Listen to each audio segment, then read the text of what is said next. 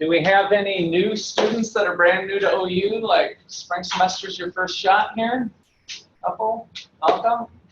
All right, so let's take a look at this syllabus because I want to lead off with probably the most important thing here. And that is, this is an 8-week course. So if you didn't know that, now you do. So it's one of the, maybe the only course, I think maybe some other professors were dabbling with this, but Auto University has announced it's opening up a campus in Surprise, Arizona. How many didn't know that?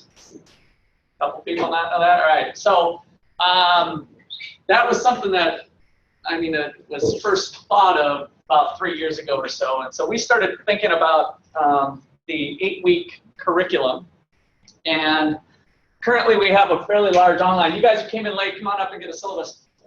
We have a large online division that runs in these 8-week sections, and so one of the visions I had was to run a face-to-face class at the same time an online class was running. And so last fall I did that. Those of you, how many of you had to be for micro last fall? So almost half of you. So we had a couple online students join that class. Right now there's not an online class running with this class right now. So I'm doing the lecture now to mostly lecture capture, mostly strictly for you guys, but I like to keep an inventory on my Russ Econ Rocks YouTube channel. So you can pull up previous lectures there. Those of you who are new, I've been inventorying my lectures over time, and so that's on the syllabus as well. So that's kind of the history, and so through student surveys at the end of those 8-week sessions, it turned out students liked them. So I didn't really care, honestly. I'll teach it in 16 weeks or 8 weeks. Heck, I'll teach it in 4 weeks, but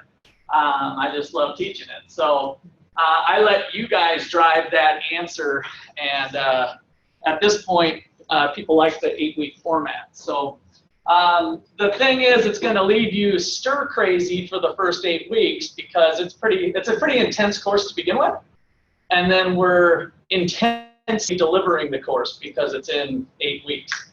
Now, I think a lot of students find that beneficial because they're able to stay focused on it more, and you're kind of always in the material, working through it. And then, of course, the glory days happen when the course ends mid-semester, and now you got all this big free chunk of time. Those of you who had me last fall, how many of you enjoyed that time when the class wrapped up and gave you a little bit of extra time to work on maybe some other classes, maybe even squeeze in a little free time here and there? So that has a nice benefit as well. All right, so let's see. Those of you who are new, let me give you a little background about myself. I'm from Minnesota originally. Went to St. Cloud State University. Actually, I started off at community college and then transferred to a state school up there. And then went to graduate school at Iowa State University in 1993. And was all but dissertation for my PhD in economics in 1997. And that's when the guy who I was scrubbing toilets and mowing lawns and renting apartments for offered me a slice of his real estate business. So I jumped on that opportunity and got my real estate license, and we did property management, and we had about 800 apartment units across the street from Iowa State, and got involved in new construction and subdivisions, and ended up starting our own sports bar and grill restaurant. That was franchised that we kind of lost some money on. There was a fraternity sitting vacant that we redeveloped into a 13-room bed and breakfast boutique hotel. And finally, my wife's a horse person, so I'm a horse supporter. And she ran a 50-horse barn doing lessons and training and boarding and kind of equestrian stuff. So I like to give people that background information so you know I'm not just the academic economist that has just had his nose in the books for the last years, but I've been out doing some real world stuff too. So I like to bring that to the table in the classroom because it turns out economics is about everything. Everything dealing with human beings and human behavior. There's an economist studying something about it. So I just got back from the annual economics conference that was in Chicago here this last weekend. and went to some various presentations on different things. One of them was on ISIS and terrorism, the economics of terrorism. And they talked about ISIS, and we can use economic models to maybe make some predictions on where the next terrorist attack might be, or to predict where terrorist cells might be through data research and economic logic and reasoning. So that was kind of a interesting one. Another one this was from a previous year, that we kind of think the United States is the land of opportunity, and I think it is relative to a lot of places, but when you're first birthed, like when you first are a baby and you're like out of the womb, and you'd like to think that everybody's equal at that point. But an economist did some interesting research and found that poor people are disadvantaged even in the womb. That through looking at baby weights, so how much the baby weighed, they tend to find that poor people live next to landfills and other not so nice environmental conditions.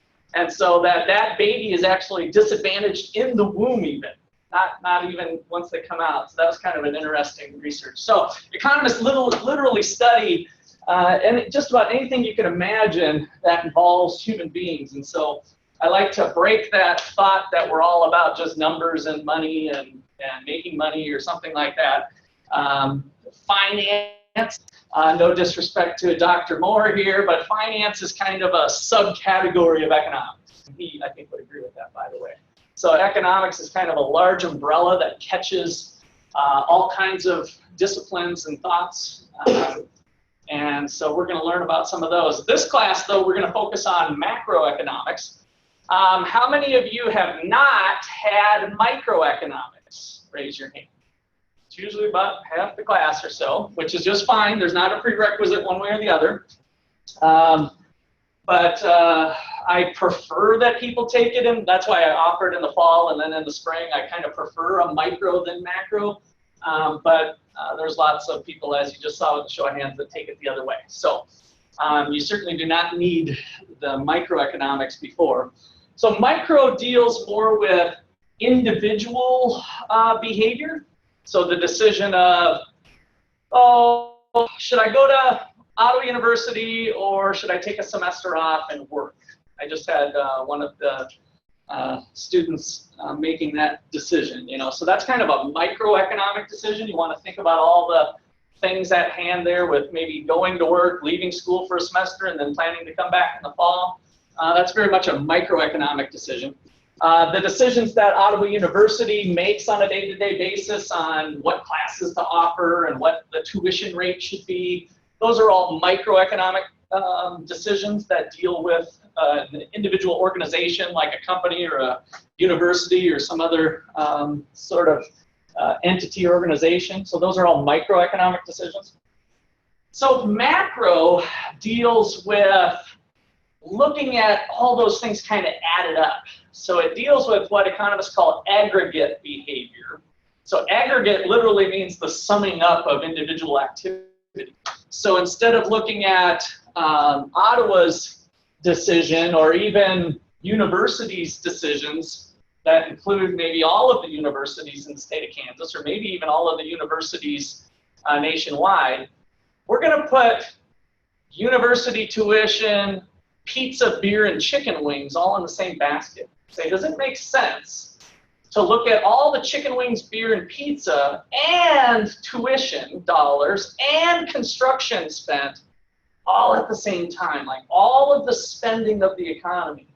Is there anything that we can pull from looking at that type of information? So that is really kind of heavily aggregated information. And so instead of looking at the price of chicken wings or the price of pizza or the price of beer or the price of tuition, what if we kind of looked at all prices together, right? What are the prices in the whole economy? Are they tending to go up or down? So if they're going up, what do we call that? Some of you know this one. If average prices tend to be rising for everything, what do we call it? Inflation, right? So maybe you've heard that buzzword. We're going to learn the details of how inflation is calculated and unemployment rates across the board, and then all of the spending that we do, which is called gross domestic product, GDP. So we're going to learn these things at the macro level, try to get an understanding of whether we give a darn about them or not. Frankly, there's tension in the discipline of economics because some people think that those macroeconomists are just studying a bunch of crap. Like, it doesn't mean much to people or society to be studying something at this aggregate level because society doesn't exist as its own thing, if you will. So in other words, it makes no sense to really say society is experiencing a 6% unemployment rate, right? What does that mean? Well, there's a whole bunch of individual people with individual families and individual concerns. A fraction of those people aren't working. That's who we really care about, is the individuals within society. So when it always kind of rubs me a little bit wrong when somebody might make a flippant comment of, well, we're serving the public good. You're serving the common good. Well, what's the common good? The common good is, I care about individuals' good, and it might be okay in some cases to look at the individual's good summed up for the economy. It has its merits. I'm not trying to throw the class in the trash can too early here, but sometimes it gets overused and maybe abused in some cases. So we kind of have to know the limits of that type of analysis as it relates to human prosperity. Because that's ultimately what economists care about, is how do we make individuals in society, give them the most opportunities and make them as happy as possible at that level. So we'll think about trade-offs of individuals. You know, is it good to tax the rich and give it to the poor? Does that end up giving a good result because the happiness that the rich person loses is much less than the happiness gained by the poor person? Right? So if I take $1,000 from the rich person and I give it to the poor person, does the happiness meter, is there a transfer of happiness that equates to the transfer of dollars? Because it's a cost to the rich person of 1,000, it's a gain of 1,000 to the poor person. Do we really end up getting something that's been a societal improvement? Does that help? Turns out it doesn't always help. That may not be the answer, as in a lot of things that maybe you guys have seen in life. It's not always good enough to throw money at a problem. In fact, incentives matter. And so there might be a disincentive for the rich person to work if they made $2,000 and 1,000 of it was taken away for taxes. There might be a little bit of a disincentive to work. There might be a disincentive for the poor person to work because it was easier to ask for the $1,000 rather than to work for the $1,000. So we kind of have these disincentives that we at least need to take into account. We still might, at the end of the day, come down to, we believe in what we'll learn is a progressive tax system, that when maybe the rich should pay a little bit more than the poor proportionately as based on their income. So for instance, a person making $100,000 a year might be on average paying 27% tax, whereas a person making $30,000 a year might be on average paying 10% tax, right? We might think that that's fair rather than going down the road of a flat tax, that we have proportionately the rich people paying more than the poor. So these are all hot topic items, you guys, right? You guys listen to this whole little Trump-Hillary thing that went on last term? I mean, these are all really relevant topics for your life. And so as we usher in the Trump regime, for better or for worse here, January 20th, you need to understand these issues and kind of understand some of these terms because they're not going to go away. And if you understand them, my big belief with macro is not to understand them similar to understanding, oh, I don't know, how to solve X for Y or something, right? A little algebra problem. But you want to understand these so that you can better position yourself in life. You know, you might be able to make a more informed decision of where you should be and what you should do by knowing some of these macroeconomic things. That's why I kind of like micro is very individual related. So I hope those of you who had micro felt like you took away some skills on how to make good decisions in your life. And the macro stuff is going to be more of how do I fit into the big puzzle of life, right? We've got this whole We can think about the globe now, obviously with a global marketplace. You know, how does my individual behavior fit within the world's behavior? And that's part of what hopefully will drive home with macroeconomics. Okay, any questions or comments so far? All right, so that's kind of a macro-micro distinction. So here's my contact information. So I've got the YouTube channel, my office phone. If you do send me an email, please leave your phone number, because I might just be easier to call you back with an answer. I've got some office hours, course description, course objectives. I think I'll skip those. You can read those on your own. And then we get down to the required materials. Okay, so I have changed within the last 2 years to requiring this book, which is what I used to require separate. So for the last 20 years, I had a macro book and a micro book. It was written by the same guy, and it was really just part 1 and part 2 of the same textbook. So now I switched to being all one book, which kind of sounds wasteful in terms of you guys are going to have access to the micro stuff without having micro. But it turns out to save you some money, because those of you who bought this book for micro, hopefully, unless I haven't quite been brave enough to ask the publisher this, but you should be able to get this class for free now. So I don't know if you knew that. I think I told you before, but maybe you didn't remember. So you've already purchased the material. I think when you go into Blackboard and try to link through, so I do have a Blackboard requirement. Let me switch this over. So when you go to click this button, which is, by the way, how those of you who haven't had the class before, you're going to do the same thing. So this is how you get to the pay site for those of you who still need to buy it. If you bought it through the bookstore, then you're going to have kind of an access code, proof of purchase, that you'll enter in at the pay window. I can't get to the pay window from here because I'm already accessing it. But those of you who paid before, I think when you click that button, you're going to be right into it. And the system, since you're linking through Blackboard, they already know that you're a registered user for this class, so it'll be, boom, you're into the system. Okay? So those of you who are purchasing it, make sure that you purchase the version with the e-text, because that's what gives you all the bells and whistles and access to the book. You are not required to have the physical book like this one, but this is what it looks like if you did, because it's going to set you back a little ways. I know the publisher has been offering discounted physical books. I saw that on the home page. There was a link here. Go back to the main menu.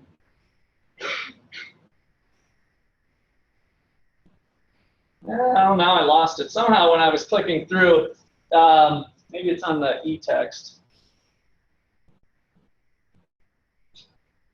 Now, somewhere on there, I saw a disclaimer that I hadn't seen before. It says, do you want to buy a discount physical text? And so I don't know how much they're going to charge or anything. I didn't click through, but that might be out there for those of you who want a physical book. Otherwise, if you want, you could organize a little printing party, and maybe a fraction of you could print off the e-text. The thing that you'll be missing, though, if you did that I think has value, at least in this class, is some of these interactive features that come with the e-text. So there'll be hyperlinks to different things. And so it's laid out slightly differently, and it's a little bit more, sorry, I got this kind of shrunk down, but it's a little bit more interactive with the digital text. So that is the digital text, which is the requirement, but again, you can go either way. Questions on the materials? So the most important thing is it comes with this My Econ Lab that is your homework interface. And so once you press that, that's going to get you off to a page that looks like this. Oh, here it is, purchase options. Okay, so it was on the course homepage. Yeah, would you like a discounted version, online resources? So then you can click through that. But this is your main dashboard, and I've got some assignments due for you already this Thursday, so don't delay getting this purchased. Those of you who, how many people are short on money to buy a text? Okay, no problem. I got you covered. So I don't want to hear that excuse. I want you to get on it today. There's a 14-day trial period for the MyEcon Lab. So when you go through the pay window, you're going to click through, and at the bottom, if you scroll down, there's a free 14-day trial. You kind of have to hunt for it a little bit. They don't make it real obvious, but it's on there. And then you'll get registered, and you'll have full 100% access to the material. And then you have to make good on the purchase within the 14 days, and they'll give you some warnings when you're starting to run out. Okay? So you've got 2 weeks to get your funds together. I expect you to do so. You can't be poor forever. You signed up for the class, that means you got to pony up for the class some way, somehow. But you got the 2 weeks to get you started. And you can't miss out on this early material, too, because, again, the course is condensed. You know, our first week here is going to be equivalent to a couple weeks. So it's like you missed a couple weeks of school if you don't have everything done. The first due dates for chapters 1 and 2 are this Sunday already. So Sunday is your first homework and test. That's how this class is going to roll. It's going to move. All right, questions there? I'm going to show a few more things on my Econ Lab too. Okay, so let me just run down the panel buttons here. Let me try to get this up a little bit. All right, so that was the eText link. It also gives it to you by chapter. This is my instructions, so you guys won't have these. These are not visible to you. So if you click that chapter link, it'll just show you the chapters. The macro is the second half of the book, so don't be alarmed when we jump to chapter 21. That's just normal, because this is the macro section. So we start off with chapters 1, 2, and then 7. And then we'll jump down to 21. This, I would like all of you to print off. So I had originally published with this text, this Buckets and Circular Flows with Pearson. And I got it as an addendum now in here, so you don't have to pay any extra money for it. But there is 20 pages like this.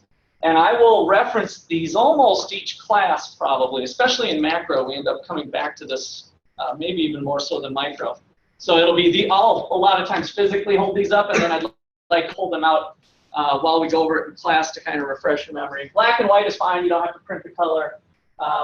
But there's about 20 of those pages. So that's a supplement to our book. Homework and tests. So this is everything. I've got everything kind of open for you. So getting started is due this Thursday. That's just kind of learning the tools. You guys, you still have to do it, but just blow through it. Those of you who had micro, it's the same tools. There's nothing special. It's probably the same exercise, actually.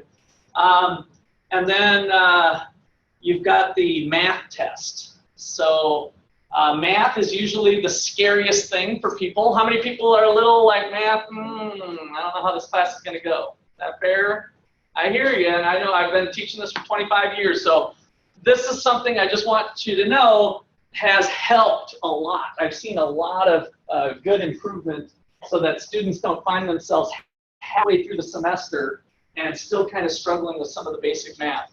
So in the textbook, in the e-text, at the end of chapter 1, so those of you who have some math anxiety of any sort, make sure you note this down. So the appendix of chapter 1 has a really nice kind of everything you need to know for this class for math. And I'm just going to show it to you real quick here. I'm just going to flip through some pages. And it's not very long. It's only like 6 pages long, but some basics of graphing, a positive relationship, a negative relationship, an increasing function, an increasing at a decreasing rate, an increasing at an increasing rate, a linear function. So these are just some basics. It's in easy language. I want you to read this. Those of you who got math anxiety, go ahead and read this chapter word for word, just like a regular book. And it's going to be connected to how we'll be using this in class.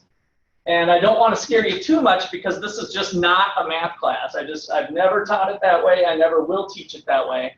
But we do have some basic slope-intercept form type stuff that we will do. A little bit of rise over run. So nothing to run from, but something to be aware of. So if you need a little dusting of the cobwebs and whatnot, go through this appendix. And then the last thing is this mathematical note, which we will do a little bit of slope-intercept. Remember y equals a plus bx type of thing. So slope-intercept form of a line. I'm not going to hammer you with that stuff, but there's going to be some of that stuff there. All right, so then to figure out whether you've done well enough, all of you, even if you did this last time, you have to take the math test again. So you need to score at least 70% on the math test by this Thursday. It's about 20 questions. You got to score at least 70% on that math test, okay?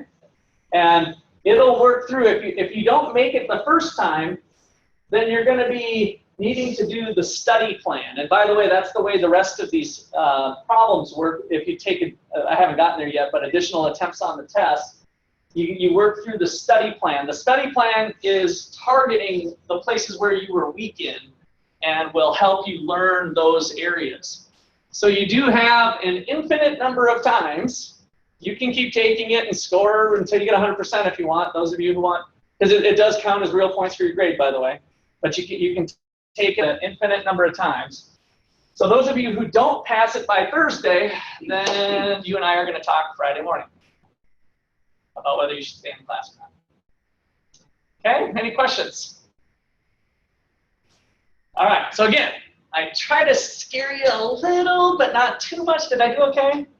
Like, you just got that uneasy feeling, especially that last statement, by the way, whether you should stay in class or not. I know I kind of dropped a bomb on you there, but you can do it. You can do it. I'm here to support you, and I will sit I have sat one-on-one with people to go over those basics. So there, I'm trying to let off the gas a little bit, bring air back into the room. We'll be all right. Okay, so actually, it's almost easier. Well, this works fine, I guess. So each one of these modules is really a week for this class. Since we have an 8-week course, I can modules in case we change it to a 16-week course. But so there's 8 modules that we'll work through, and over the next 8 weeks, which by the way means we're done March 5th. This class is done. So just think, it's January, we're almost mid-January, right? And we got February, and then we're done. That's how fast this class is going to go. Okay, so be ready for it. Jump in wholeheartedly. So we got Mod 7 homework, Week 7 homework, Week 7 test. Week 8 homework, Week 8 test. And the homework will be due on Saturday, and then the test will be Sunday. And we're just going to keep going, boom, boom, boom. Sometimes there's 2 chapters. Sometimes there's just 1 chapter. So I kind of hit you early with a couple chapters. So we've got, and this is really 1, 2. It's really chapter 2 and 7. But chapter 1 is just kind of an intro thing. I don't even really have any homework associated with it. So it's technically chapter 1. Those of you who are macro, give that a read. It's going to give you kind of a nice overview, like I went through and give in a little more details. And then, so it's chapter 2 and 7, 21 and 22. This is when macroeconomics really starts. Chapter 2 and 7 is international, which might seem a little weird that we'd be going right into international issues when we haven't even talked about national issues. But international economics is really based on micro principles. So that's why it looks that way. The same reasons why we found it's beneficial for Jen and Tom to trade on the island. I know half of you are wondering what the heck I'm talking about, but I go through this little trading example.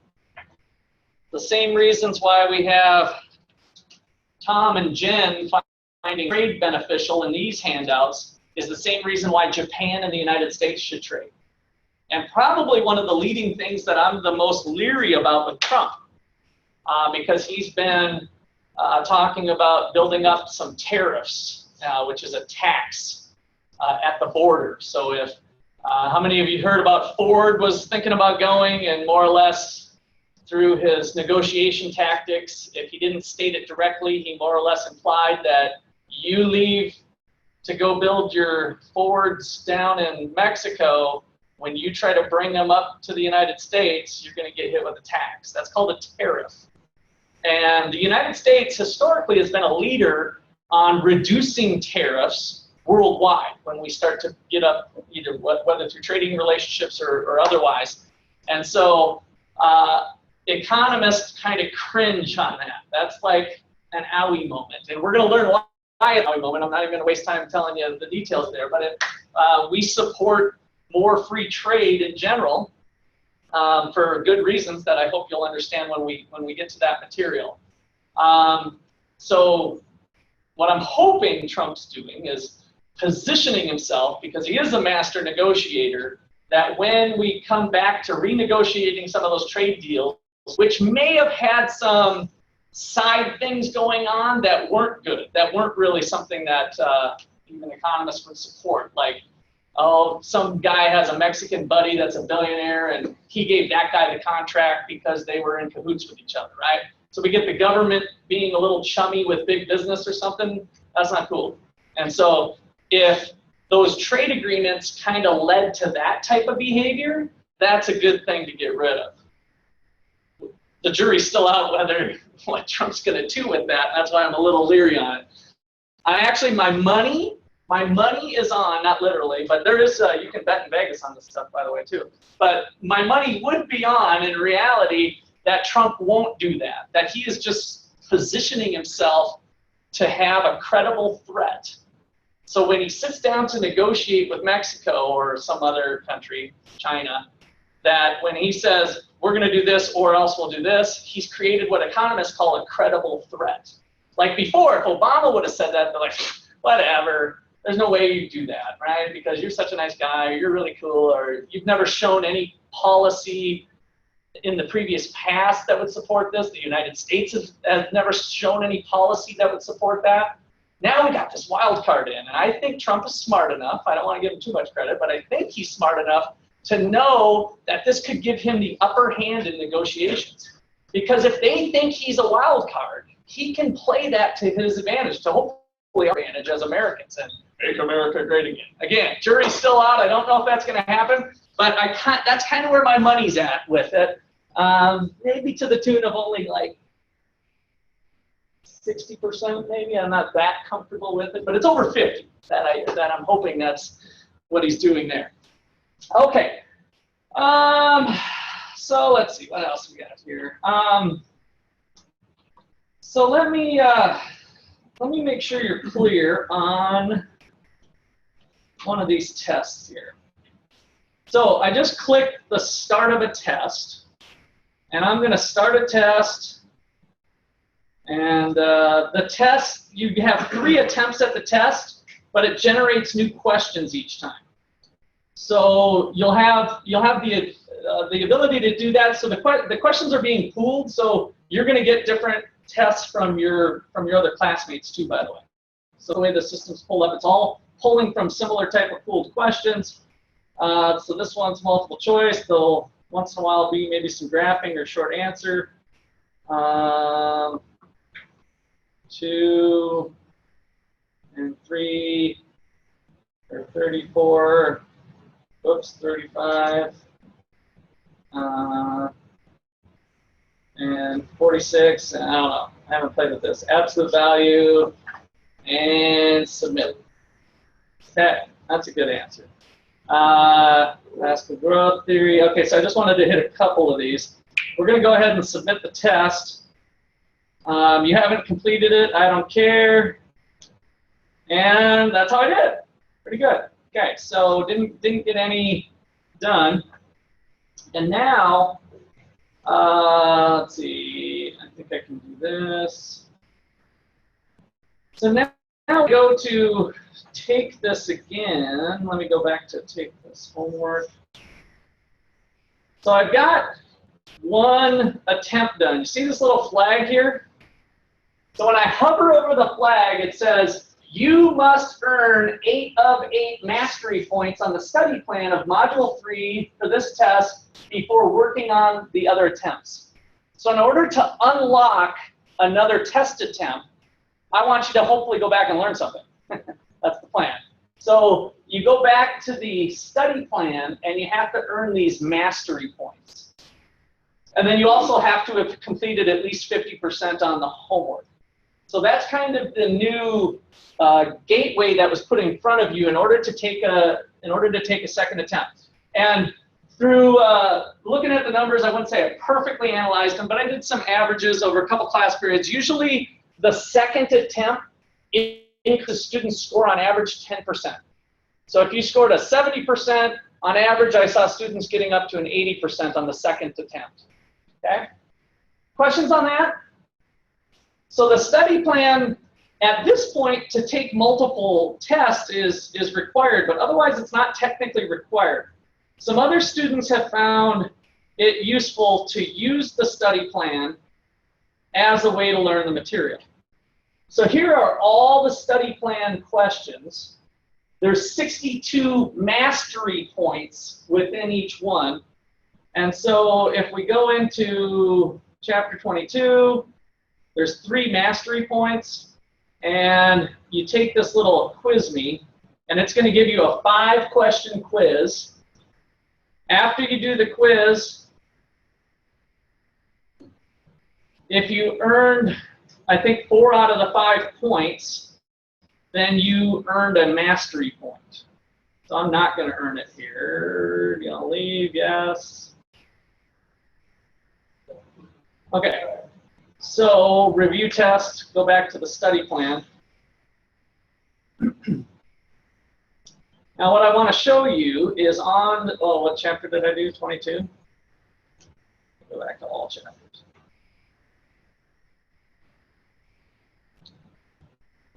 Was the first one I did?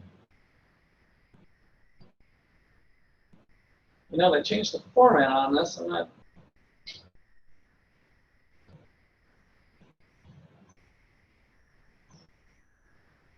Because I have 20, well, now I lost it. Oh, maybe because I didn't submit. Did I hit cancel? Well, yeah, I didn't earn it. Quiz me. You must, okay, here.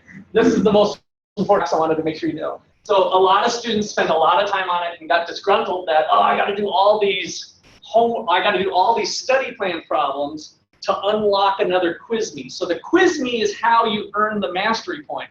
But this little dialog box that often gets overlooked says that in order for me to take the quiz me again, you have to work at least 1 homework problem. You probably need to work on a few if you really blew the whole quiz. But if you like just missed one, or it was close, or you feel like you know the material, then you can just do 1 of these and it'll unlock the quiz me again for you to take that little 5-question quiz. You do not have to do all of these problems. There's lots of problems here, but you don't have to do them all. All right, those of you who had me before, I want to hear from you. Did that little tutorial make sense? Yeah? Okay, good. All right, so I've got this thing being recorded, so if you end up needing to review the tapes later, you can. We can kind of let this video serve as your directions on how to work that. I think it can be a good way for you to, if you want to learn the material, it's a good way to learn it. The other thing I was going to mention is if you want to just study this way, you can go into the study plan and just start doing questions and kind of try to learn it that way. I think a lot of students make the mistake of not reading the textbook. And I got to fully admit to you, when I was an undergrad, there was a lot of classes that I didn't read the textbook for, or didn't read much of it. I don't know who you are or where you fall on that spectrum, but I think a lot of students need to read the textbook. And I think economics is just one of those. You might be able to get away with that with some other classes, but if you just go in and start working the problems, you might be able to kind of fudge your way through. Some of the answers for the homework problems are given to you, so you can kind of like almost feel like you're learning it, but you might not be learning it at quite a deep enough level. This is not a memorization type of class. Think of it as me teaching you a set of tools. So I'm teaching you about a wrench, and I'm teaching you about a socket and a screw and a bolt and whatever. I'm going to give you the tools for you to solve problems. So just because you were able to get through a problem doesn't mean you actually know the material well enough to take a new question and answer that problem. Does that make sense? So we're learning the toolbox here of economics, and if you think about it that way, hopefully that'll help. All right, so questions on the study plan. I think I'll leave the study plan at that, unless there's any questions. So you of course have your grades as you work through.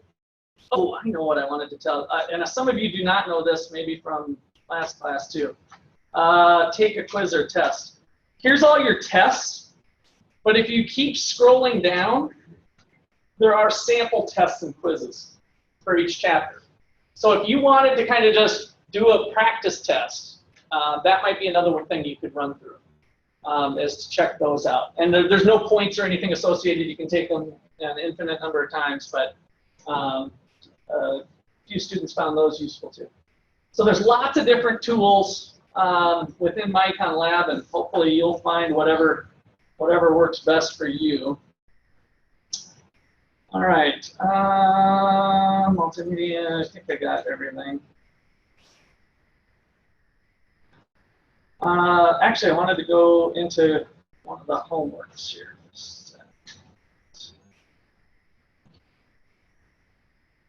Let me show you homework that's due Sunday. So there's these digital interactives. And I can't remember if we had one for micro or not. So this might be new for you guys who even had me for micro. You're going to work through kind of a video game setting with this homework problem. And you'll get points accordingly, working through what we call comparative advantage that we haven't covered yet. But you'll kind of try to do some stuff on an island with some sticks and building a fire and going fishing. And so that is a game-oriented exercise. You'll get some free points for just clicking the PowerPoint lectures. I mostly do this just so that you guys know they're there. So if you click that, it's going to download the PowerPoints. You can save them to your hard drive or whatever, but you'll get some points for doing that. So chapter 2, lecture notes, boom. You could print these out for class if you want. So again, there's your full PowerPoint. That might be a good way to have quick notes for yourself as you go through the class, because they're not too long, I don't think. Because there's 3 PowerPoints per deal. So that's an idea. And then this is the dynamic study module, I believe. Okay, this is a fairly new product from Pearson. The people who had me, did you guys think you got something out of doing these? Let me see a show of hands with my micro students before. It's a good hand. Did you guys feel like you got something out of these by working through? Yeah? See some head shaking? Okay. So the format is different. So rather than like I showed earlier with the kind of more or less multiple choice answer like the question is, here you're going to have a similar thing, but you can jump into this right away and you're like, oh, I'm unsure, I'm sure, I'm half sure, maybe I'm sure about this one. I'm kind of unsure between these 2 answers. Both these answers sound good to me, right? Go ahead and submit that. Next question. Unsure. And then it gives you instant feedback on what you were doing, and then there's going to be a review tab. And these are kind of a do it for the points. You see how it's building your progress here as I work through? Woo, I got one right, yes. I'm really reading these also. I'm trying to get to the review thing. Oh, another one. Oh. Okay, now let's go learn. All right, so now it takes my wrong answer, tells me the correct answer. Here was the question that I went through, and then this is what you need to know. So it's going to kind of give you that instant gratification that the millennials just love so much, right? Getting the material and working through those problems that you did. And then you'll have to keep loading up those questions. So for each one, you're going to get that type of feedback right away. Okay? So that's called the dynamic study module. I don't know if there's anything on there that actually tells you that, but that's part of your homework problems. And this is all smartphone friendly, so you can do these if you're driving somewhere or whatever. You can start doing your homework remotely too. And then finally, these questions tend to be more graphing in nature. So you'll have actual graphs that you'll have to draw, and this is where the intro material tells you how to use this tool, the graphing tool. Very user-friendly, but sometimes it can be have a few issues, but they've done a pretty good job of improving it over time. All right, questions?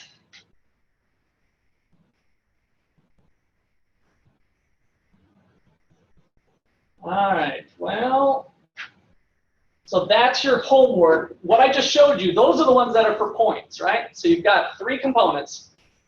Homework, tests, those are really for the points, and then you got the study plan. The study plan only needs to be done if you're planning to take second attempts, or it might be a useful way for you to learn the material in the first place. You can work through the study plan, your choice. But for points, it's homework and the test. All right? So let's see. Let's go back to the syllabus for a second here. Probably more than a second.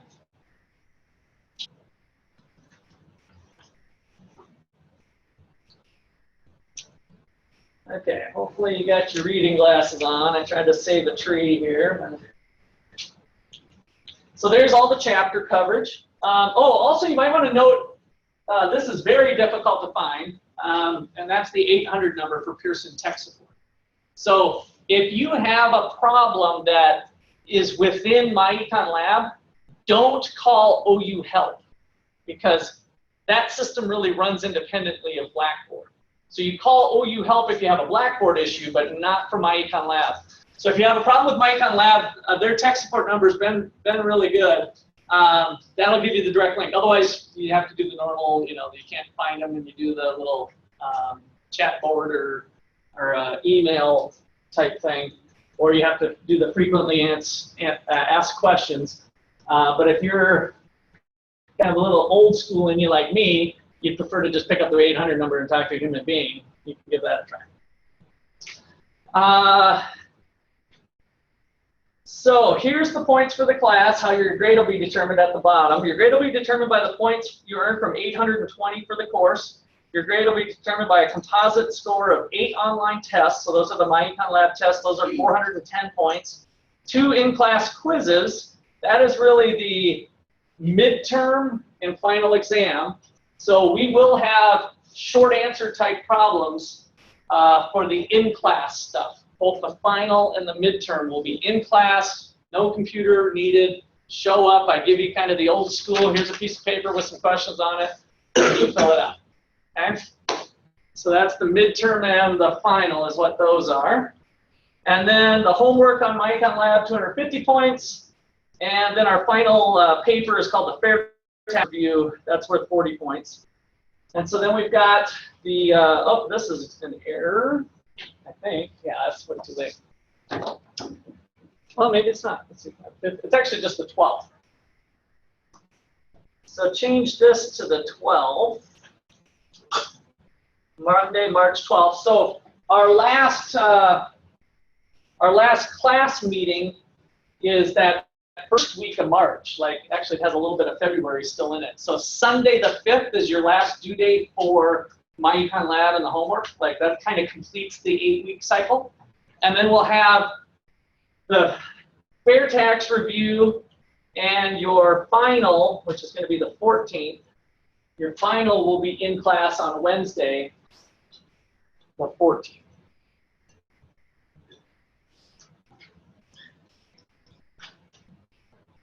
And then you'll be off for spring break, I think. Yeah, that point after the following week. Hopefully I got my timing down. Let's get back to that if it is. All right, otherwise the rest of the due dates are all on MyEcon Lab. Okay, so this talks about these in-class tests. They're multiple choice, fill in the blank. Well, no, this is all the tests. The in-class exams will mostly be short answer type that are similar to the problems we work through in lecture. I do not give makeup quizzes, otherwise, if you make arrangements, have a legitimate excuse. I'll make some arrangements for you to take it.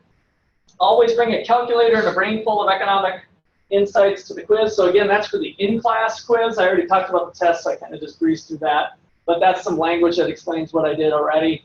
And then same thing with the homework here is the MyEcon Lab. Otherwise, the in-class is there. So the most important thing to be successful on the midterm exam and the final is your lecture notes. So my general rule of thumb is that whatever, I haven't done it a lot this class, so you might not know this, whatever I write on the board, you write on your notebook. And then that's going to be kind of your template for the midterm and the final is the lecture notes. In addition to hopefully being helpful for the MyEcon Lab work too. I mean, it's all related to each other. But we'll work through problems in class, and a lot of times those midterm and final questions will be similar to the problems I worked through in class. All right, any questions there?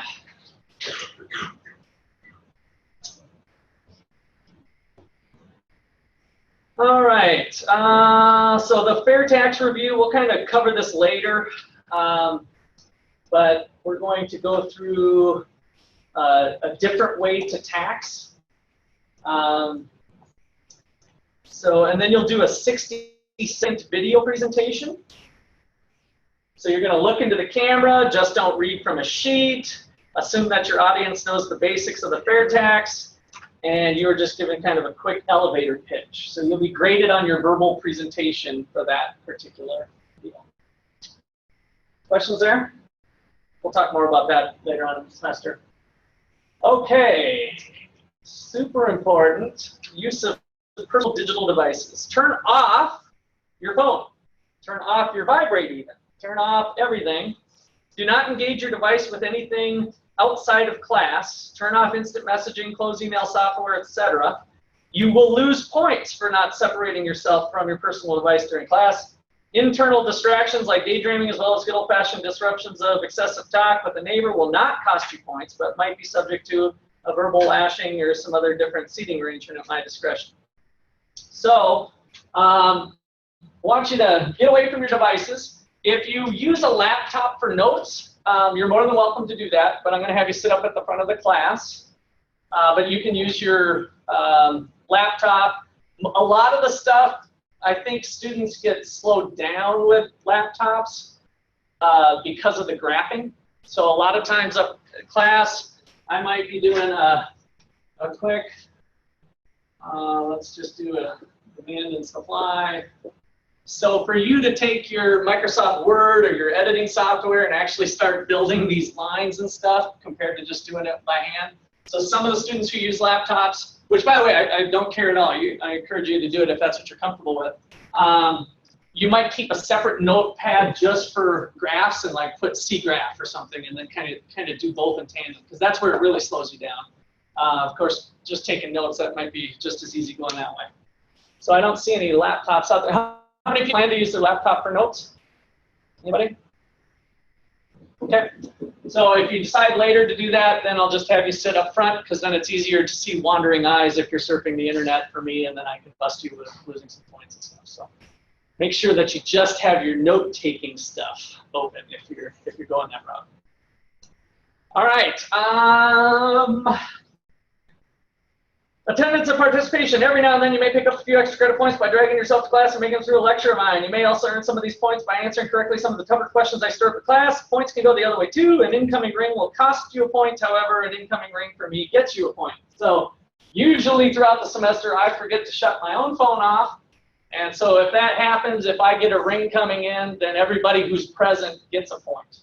And is how we work that. So once in a while, that happens to me. Although I don't get very good phone signal in this room. I have this service called T-Mobile, and so that doesn't make it very good for coverage. I do have coverage. Okay. So if I forget to shut it off and it rings, you guys all get one. Let's see, academic integrity, don't cheat.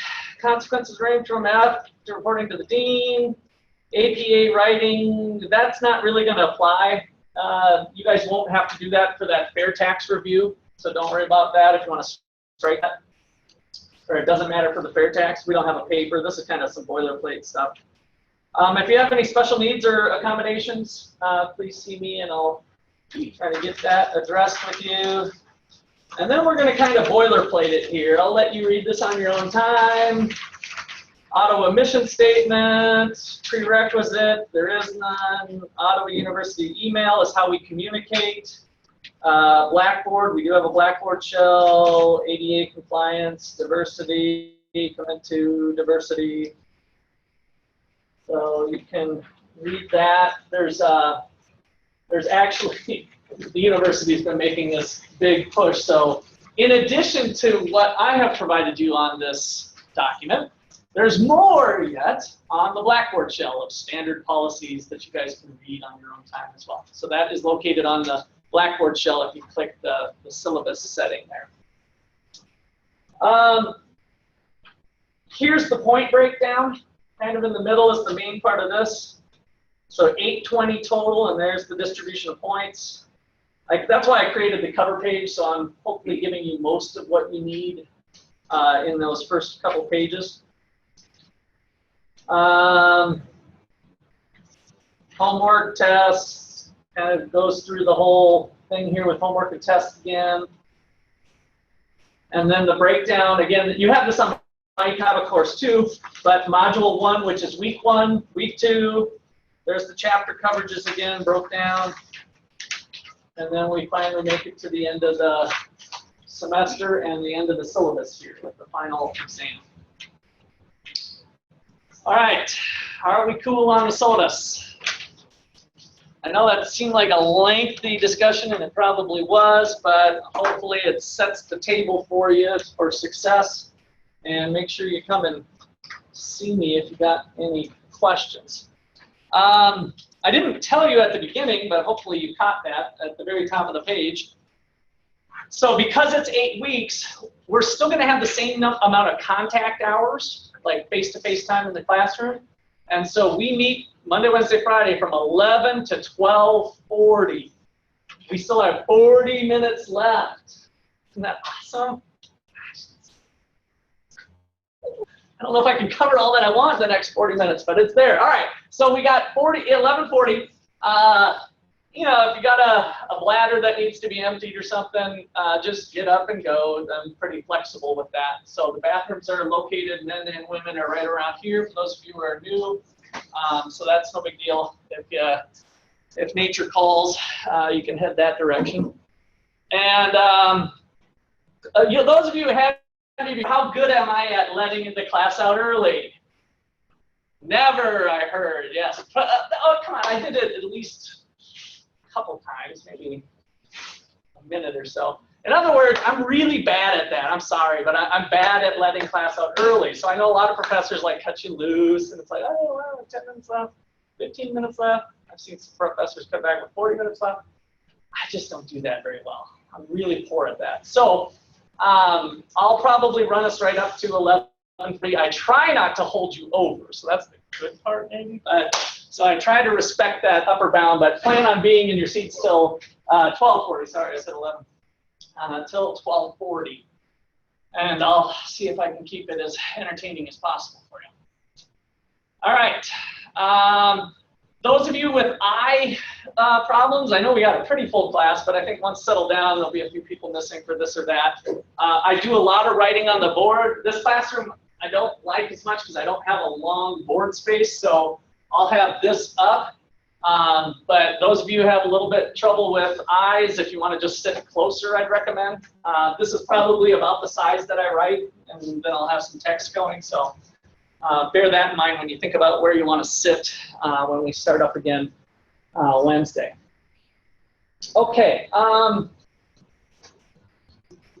So let's talk a little in general here about economics and why it's the best darn thing out there for decision making.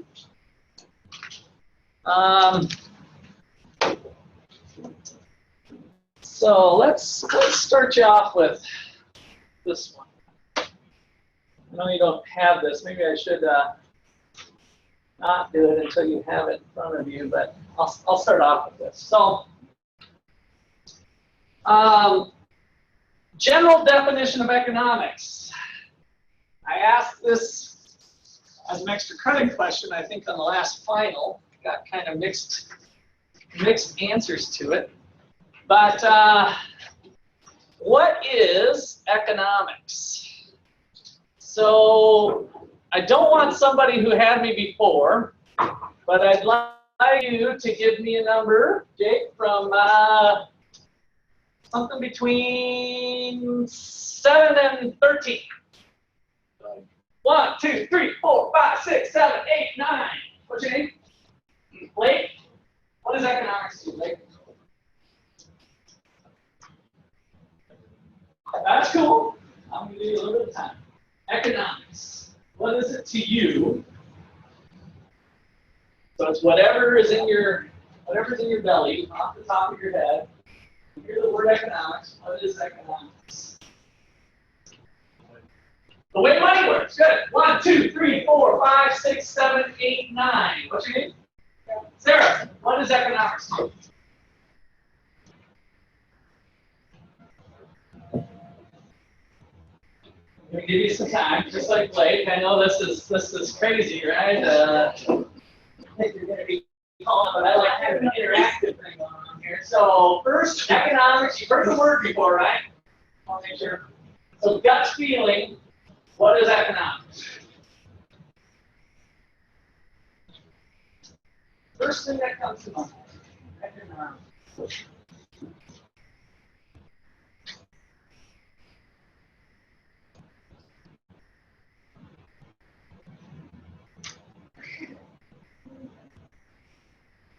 What? So, your parents know you're taking this class?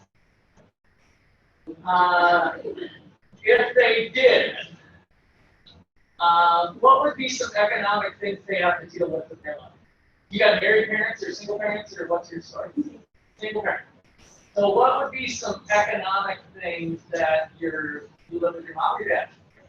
Your dad. What would be some economic things that your dad had?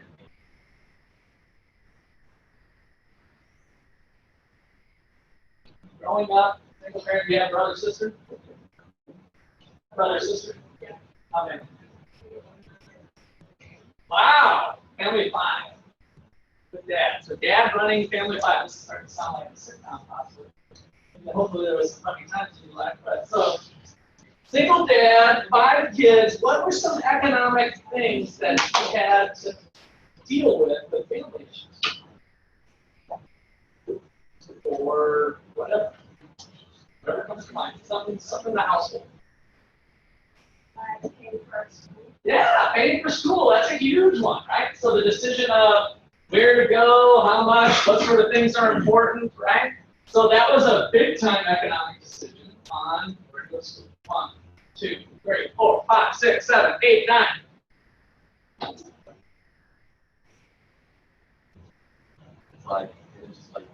Now wait, you had micro, didn't you? Okay. Personal finance, that's what it was. Okay. And just like just overall about money and stuff and where it needs to go. Okay, overall about money and where it needs to go. 1, 2, 3, 4, 5, 6, 7, 8, 9. Like the value of money. The value of money. 1, 2, 3, 4, 5, 6, 7, 8, 9. You were in micro. You already did. You were in micro. You were in micro. You were in micro. You were in micro. Right here. People's behavior when it comes to money. Interesting. 1, 2, 3, 4, 5, 6, 7, 8, 9.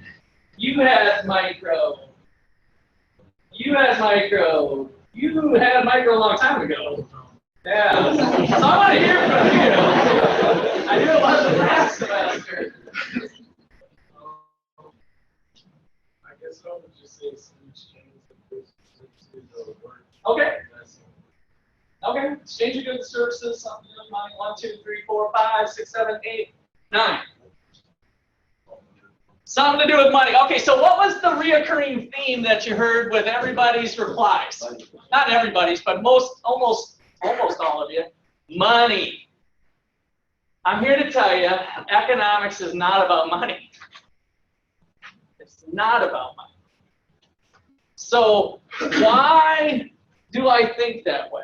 So money, of course, ends up being something we talk about and whatnot. But I had my brother-in-law, when he was 11, asked me what I was studying. It was economics. I was a senior or something, so hopefully I knew something about economics at this point. And so I had to try to explain to an 11-year-old what I thought economics was. And so I asked him, I said, Luke, why can't you have anything you want? And what do you think he said? Because I don't have the money, right? So we started with that premise, but so I don't have the money. So then I said, well, let me think about it a little bit differently. Why can't anybody have anything they want? Not just you, right? Why can't anybody have anything they want? In other words, what truly constrains us on this little floating planet of ours, right? I mean, why can't we have anything we want? What's really the thing that we bump up against? The government, in some cases that can be a constraint, probably not my major one. So I want to think a little bit further, like, and I could ask you, even if we're dealing with a dictatorship of Cuba or somebody else, or what's the space in North Korea, what kind of constraint does he face in not providing all of his citizens anything they want? So I'm just going to take you a level deeper, that it goes beyond the government. Resources, good. Somebody remembered that buzzword, right? So before I go there, that's a great answer, by the way. A lot of times people will go to the next level of just not enough goods and services out there, right? We don't have enough things, because what I want is a hat and a cup and a notebook and a clip bar, right? There's not enough of these final goods and services, these products, there's not enough of them around. But then we say, well, why isn't there enough of them around? It's because we don't have enough resources around to make an unlimited amount of those goods and services. So we kind of keep peeling the onion deeper and deeper, where we start with money, we kind of come down, goods and services maybe, and then we're getting down to the really fundamental thing, and that's resources. So what I have on this first slide here is the definition of economics that I like to use, and that is trying to satisfy unlimited wants with limited resources. Unlimited wants of all humans that we're defining our society by. So if we're looking at the United States, here's the little island that we live on. We want to think about the economic problem as trying to satisfy the unlimited wants of each individual person. And then you're like, oh, wait a second, what about somebody like Mother Teresa, who never had a selfish bone in her body, always wanted to give everything away? Well, I claim that she still had unlimited wants. It's just that her wants was to fulfill the needs of others, right? So she wasn't going to turn down some money. If you wanted to donate something to Mother Teresa, she might not take a penny of it, but she's going to give it to somebody else, right? So in that respect, we all have unlimited wants. We want stuff, whether that's due to purely selfish behavior, which we, of course, bump into, but the more broader thing is self-interest, where Adam Smith, one of the founders of economics, said that it's our pursuit of our own self-interest, which will include other people's interests, kind of similar to the Mother Teresa story. So I have a wife and a son who's now 18. Those two human beings are very close to me, right? And so my self-interest, the Russ McCullough hardcore interest, includes Carter and Dana's interests also. So that when I make decisions, human behavior, I have taken into account their welfare, their well-being, right?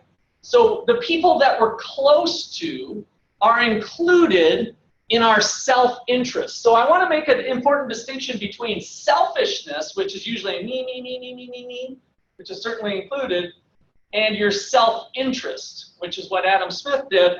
Our self-interest tends to include, or does include, the possibility anyway, of other human beings, unless you are just selfish, which that only includes yourself. The good news is that even in a society with maybe even a decent fraction of selfish humans can function well in the free market, in the marketplace through exchange. It's possible that we can get some good results in the production and consumption of goods and services in society, even with some selfish behavior, even with quite a bit of selfish behavior, as hopefully we'll come to learn and buy into. So first of all, Adam Smith thought that, let me back up, I know not all of you have had economics. So Adam Smith is known as the father of economics, and he wrote a book called The Wealth of Nations, is what we call it for short, which I really almost hate to use because the full name is The Nature and Causes of a Wealth of Nations. That's the full name of the book. It usually gets shortcut to, oh, you mean the Wealth of Nations.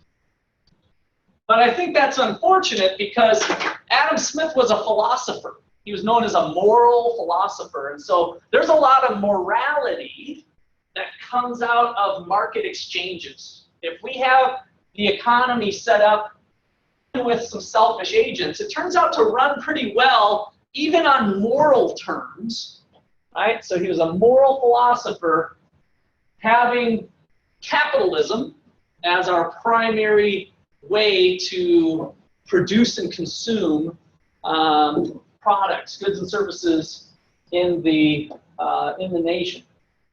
So he really explored the nature and causes of the wealth of nations. All right, so we've got on our island at any given point in time, like right now, we could imagine taking an inventory of how much natural resources we have. So in the land bucket, the reason I have it shown as a bucket is because I want you to kind of think about a physical level of land, an inventory of land that we have. The land category, though, includes sunshine and rainfall and timber and mineral rights and water, right? So it includes all natural resources, or for those of you who believe in God, God-made resources, right? So things that when Adam and Eve started here, they go, whoop, let's put these two characters right here. What do we got to work with? We're buck naked on this island. What should we do? All we had at that point was land and potentially some labor. They were willing to work. So God commanded them, by the way, to be fruitful and multiply. They were actually commanded to do some work. They didn't just get to sit there. Sometimes people think of heaven or the beginning is that they were just there and they were just laying down like, this is in a state of bliss. All right, so that's what God had intended for them. But other theologians think that, well, that's not really what it says in the Bible. It says that, hey, go out and work. So the work was supposed to be pretty easy, though. So they had land and labor in the beginning. Could maybe do a little interpretation of the text there. In the beginning, we had land and labor, natural resources and labor, and then ultimately, this is not in the Bible as near as I can tell, they might have figured out some tools to make their life easier. Right? That's what this bucket is. The capital bucket in economics is physical things that help make other things. Right? Capital is physical things that help make other things. And so how we've seen the human evolve, by the way, this is whether you believe in God or not, the evolution of man has the included tools that we use. And so now, if you were short a hammer, this thing could work as a tool, right? But most of the time, it's out for consumption. So how about your personal computer? Is that capital, in the terms of an economist? Is that a machine that can help you make other things? Is a computer a thing that helps make other things? You bet. Now, what is it when you're playing Dota? Do I have any Dota fans? I don't know, my son plays Dota, but other video games. Is it capital at that point? No, it's consumption. So now it's similar to buying yourselves a soda, right?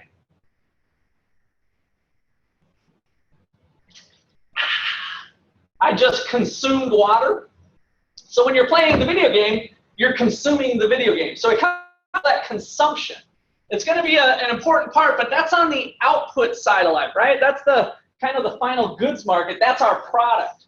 So the computer can be kind of confusing sometimes in that in some cases it's the final product. It's a consumer good. But in other cases, the same person could be working on it. I do that all the time with my laptop because if I'm grading papers, it's one thing. If I'm sending emails to friends, it's another thing, right? So there's these blended goods. So for econ class, I want you to start thinking of capital being physical machines, buildings, things that help make other things. These are man-made things. So think of these being man-made things that help make other things. These are God-made things that help make other things. If you don't like the God thing, it's natural resources that help other things, right? So things that are just kind of laying around versus things that man-made.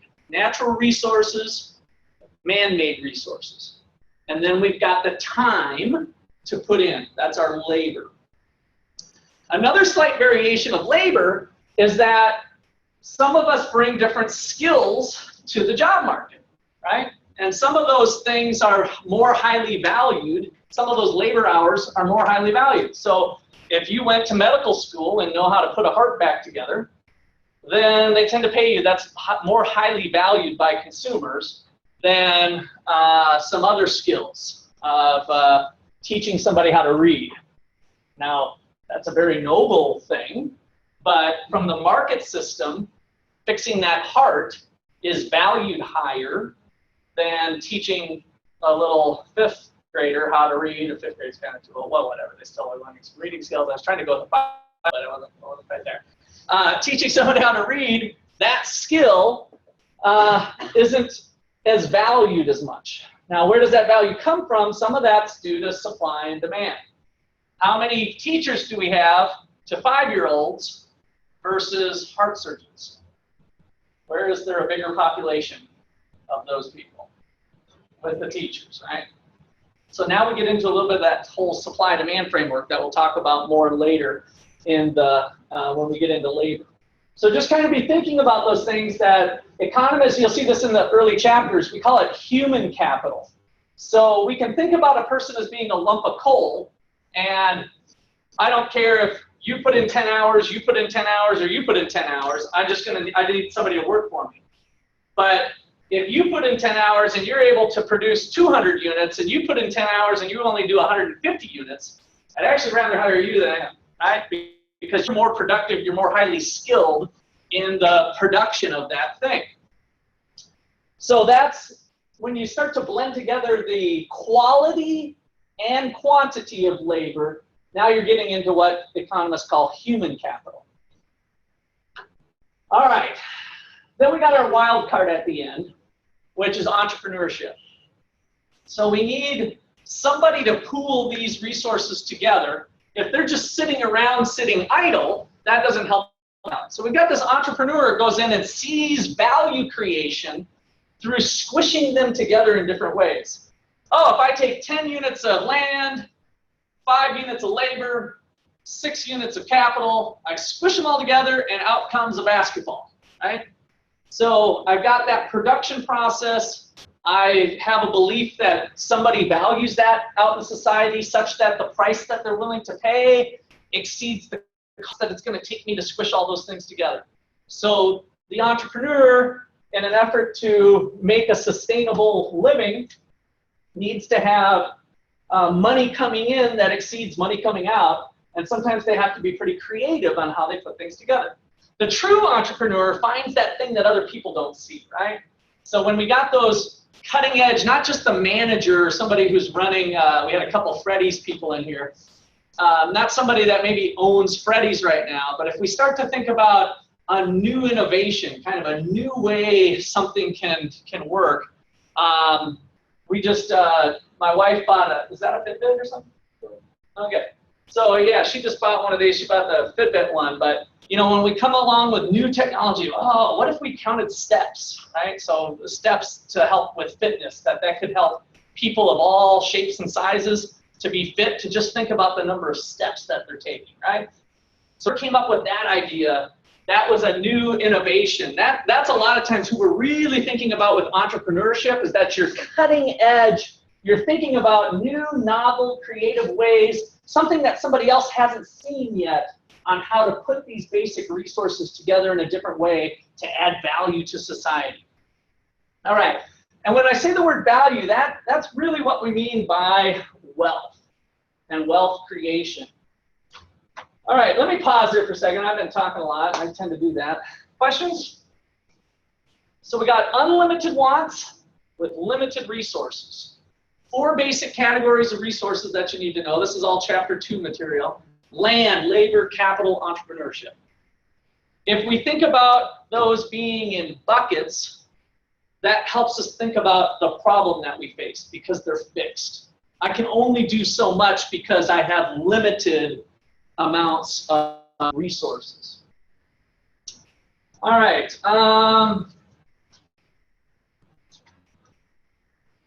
How do these resources change over time? So more so in macro than what we did in micro, we're going to be looking at these variables, how they change over time.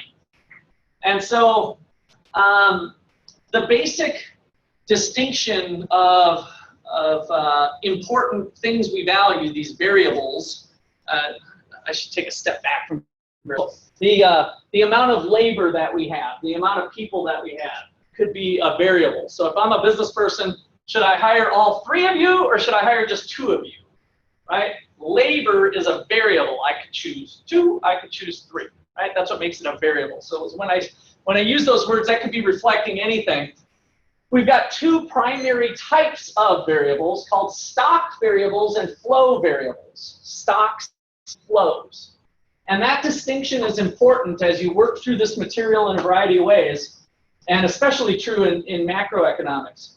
So I've got this illustration here of our bucket of capital. And again, if I could stop time at a point like right now, we could add up all of the machines and everything of what we have today, January 9th, even at 12:23 p.m., right? We can add up the inventory, kind of like doing inventory at some of the businesses that there's a lot of people doing end of the year inventory, right? We're just adding up what we got. So what is next year going to look like? Well, next year, I could have more or less capital, more or less people perhaps too, but more or less capital, because over the course of the next year, I'm going to buy machines. So if we think about the stock of computers, I had 100 computers. If I went out over the course of 2017 and bought 50 computers, the level of investment I made, which is the I, the level of investment was 50 units of investment, right? So I had 50 units of investment being added to my 100, which would give me 150. But at the same time, I had depreciation or some other things going on of computers just crapping out on me and not working anymore. And I threw them in the garbage. So if depreciation was 20, I had a net flow of 30. I had 50 new ones. I tossed out 20 of them, right? So the inflow was bigger than the outflow, causing my bucket level to go up to 130. Right? Not so much that you get the numbers that I'm throwing at you, but that's how we change the amount of capital. So capital is a stock variable. Investment is a flow variable. And so we need to kind of think about how those relate to each other.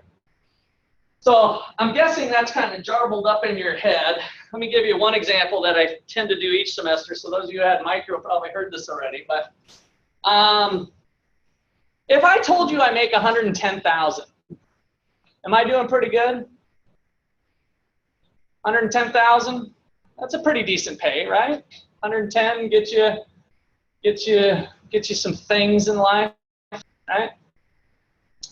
So what if I told you I make 110,000 over the last 10 years? I just went from being pretty well off to pretty poor, like that, right? Actually under the poverty line. And so, but if I had told you I make 110,000 per month, that put me into a whole other category. Lightning fast, right? What thing that made that lightning fast change? What did I do? I did it with a time frame, per month, per year, per 10 years, right? So, and you may not even caught this, but when I told you I make 110,000, I purposely didn't say per year. Because the 110,000 has no meaning. It's a meaningless variable unless I add that. You guys implicitly thought I was talking about per year, right? Those of you who are shaking your heads like, oh, 110 grand a year, that's not bad. Because we normally think of income as a per year basis. We do that with a lot of variables, right? They're usually annualized. So when I said 110,000, you guys didn't catch that. I didn't say per year, but you thought it was per year. And so by not saying per year, 110,000 all by itself is absolutely meaningless. If you say to somebody, my income equals 110,000, that number literally has no meaning. No meaning. In order to have meaning, it has to have a time frame associated with it. Now all of a sudden, okay, makes sense, 110,000 a year. So that is a flow variable. That's the nature of a flow variable. All flow variables have to have a time frame. That makes it a flow variable.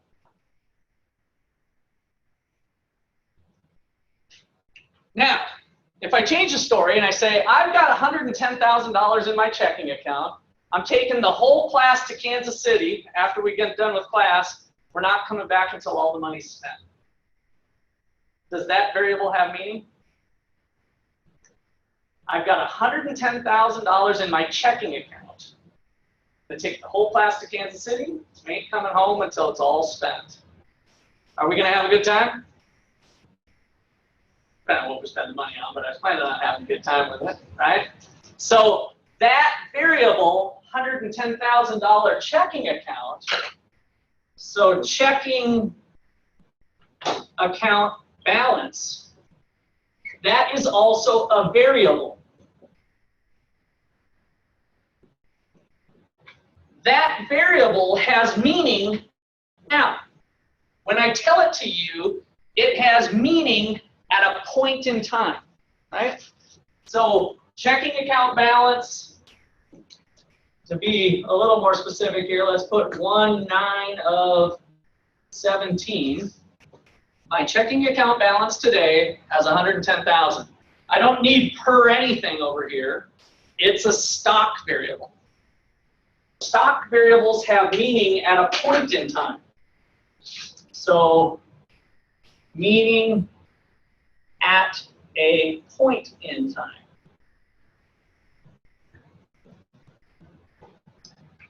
So we can always put variables into different categories like that and think about their relationships with each other. So if I had the L bucket here, what would cause my L bucket to rise? Or better yet, what if I had the population of the United States today, 1/9/2017? Population is my stock variable. We can add up today, how many human beings do we got? What is the flow variable that will add to that? What variable would add to that? The population of humans on our island. Reproduction. The what? Reproduction. Reproduction, good. That's great, right? right? So more specifically, the birth rate. So we can't have people, you know, doing the nasty today. That's not going to pay off. So I don't know if that's what you meant by reproduction, or if we have an egg fertilized in the womb over the next week, that's not going to help us out. So technically, the variable associated with population is when that sucker comes out of the womb, whether it's yanked out through C-section or whether it comes vaginally. When it comes out of the womb, we just go, check, there's another human being. Check, there's another human being. Check, there's another human being, right? So we've got population, the actual birth rate is our variable, or it could be the number of births. And then what's happening over here? What's the hole in our bucket? The death rate. How many people croak today? So we got, if the number of babies exceeds the number of people croaking, population grows. We have population growth. By the way, something that came up at the conference, well, actually, it might have been on the news, but our birth rate just went down. So it's been declining.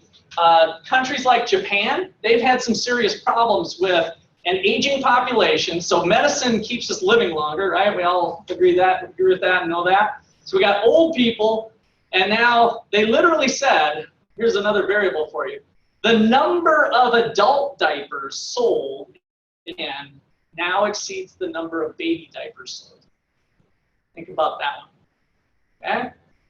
So that is a statistic that Japan is fighting. That's also something that they're fighting in some of the European countries too, where we have an aging population, people aren't cranking out kids like they used to, and so it can cause population growth rates to cease. From an economist standpoint, that can be detrimental because we got some of our greatest growth in the United States in terms of growth in lots of good areas besides income, but mortality rates and all the amazing technologies that come about over time, those come from human minds, believe it or not. They don't come from Google.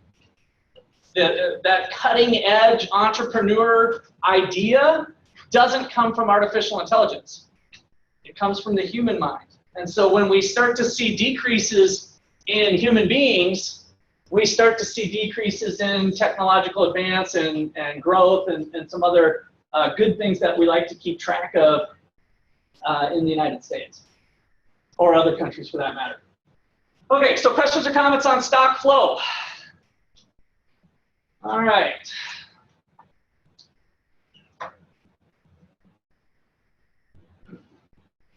So this next thing is to think about what's important to us. We don't really give a rip about the resources, except indirectly by what they get us, right? So in terms of our happiness function, those of you who had micro, we talked about measuring happiness. Those of you who haven't, we weren't there yet, but you know that these things are the things that kind of give us happy or make our families better. Not always material things. By the way, economists are masters in thinking about non-material things, actually. But it's easy to kind of, for starters, think about material things in our life that bring us satisfaction and happiness in terms of society's well-being. And so there's 3 questions that every economy must answer. What are we going to make? How are we going to do it? And who's going to get it? 3 questions that every economy must answer, whether you're a dictatorship like North Korea or Cuba, or whether you're a more free market system like the United States. Those questions are the ones that need to be addressed by any society. What are we going to make? How are we going to make it? And who's going to get it? So, what are we going to make? Where does that get determined? Who decides in our U.S. system now? Who decides what? If we think about the way our economy works, who does the what? Who controls that? Is it producers or consumers in a market-based system? Is it the resource market or the final goods and services market? What do you think? Is it the producers or the consumers? What are we going to make? Who decides that? Consumer? Consumer? And how many people are thinking consumer? All right, I see a lot of folks from last semester, so that's good, and maybe some new faces too. That's correct. Why do you say consumer? Because producer is what I was leaning towards, at least when I was in your chair. You know, what are we going to make? Well, Google tells us what they're going to make next, and Amazon does. And so doesn't the producer choose what's going to be made? Why consumer? Consumer's right. Because you're buying it, right? And so what is the producer's objective, the business's objective? To make what people want. Why? One layer deeper. Why do they want to do that? You're right. To make profit, right? So they want to make money. So they're out there to serve the consumer. So they have this idea, some of the early economists said that we have consumer sovereignty. So back in the days of the kings and the queens and the elites, the king and queen were sovereign. In other words, what they wanted, they got, right? And the peasants just put it together, or the slaves, as the case may be, right? So that was kind of this monarchy type setup where kings and queens owned everything and whatever they said went. But in a market-based system, the consumer is actually king. The consumer is sovereign. What the consumer wants, the consumer gets, provided that they can pay for it. So there's a couple caveats to that. So we'll come back to that. But so the consumer is kind of leading the charge in the market economy. How are we going to make it? How are we going to make it? Where does that get determined? With resources or output? The producer decides it? Let me give you an example. So when I was in your guys' chairs, I went to Mazatlan, Mexico for the big Mexican thing when I was a freshman. And I, after a night of probably partying, we're eating breakfast at the little breakfast shop, and I look across the street, and there's 3 guys with 3 sickles. You know what a sickle is? Kind of the Grim Reaper thing with the big blade. 3 guys with 3 sickles, and they were doing this. What do you think they were doing? Mowing the grass. They were mowing the lawn, right? So there we had a product that they were producing. They were mowing the lawn. Had I been at Daytona Beach and sitting at the hotel looking out at somebody mowing the lawn, how would it have been done in the United States most likely? And by the way, I'm not that old. This was 1990 or something. So I don't want you to go back to 100 years ago. But what would you guys see if you went to Daytona Beach, somebody mowing the lawn across the street? How many people would you see? Probably one riding lawn or a machine. Maybe it's a push behind or whatever. So one person, one machine. At the end of the day, the lawn gets mowed in Mexico as well as the United States. But the question of how was determined by the abundance of resources in each economy. So the quantity of labor versus machines. It turns out the United States is a very machine-rich country. And I mean machine, lots of machines, right? Relative to labor. And so we tend to have machine-driven production here in the United States. Whereas in Mexico, there's less machines per worker, so you tend to see more labor-driven practices, right? Labor is more abundant there. And so that question of how gets determined by our basic resources again. What are the quantities in our buckets? If this one's really low and this one's really high, then we might choose to make things differently. And so finally, for whom are the goods made? Who's going to get this stuff? Well, the consumers get it. How does it actually get done in the United States in a market-based system? What do you need to get stuff? You do need some money. Now, I got to go a layer deeper on you again because I told you economics isn't about money. Where does that come from? From your labor, right? So your value in the labor market, your ability to generate a paycheck. Hopefully most of you have your butts in the seats today because you want to earn a bigger paycheck when you get out of here compared to what you could do without a bachelor's degree from Ottawa University, right? So you're building up your labor value so that you can hopefully have a higher paycheck. So your ability to do that comes from the labor market, and that allows you some purchasing power. All right, we will see you on Wednesday. So everybody should be registered for my econ lab by Wednesday.